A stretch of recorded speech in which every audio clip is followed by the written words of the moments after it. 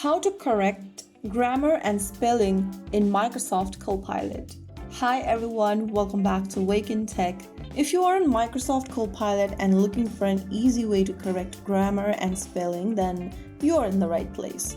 First of all, launch open the Microsoft Copilot application on your smartphone or tablet, or you can also open it up on a web browser.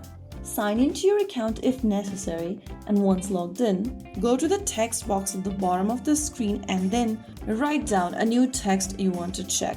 So I have this grammatically incorrect sentence on this text box over here. Now after typing down the sentence you want to correct, go ahead and type in a prompt such as correct the grammar and spelling in this text. Okay, after writing it down, tap on this little arrow at the bottom right and wait for the result.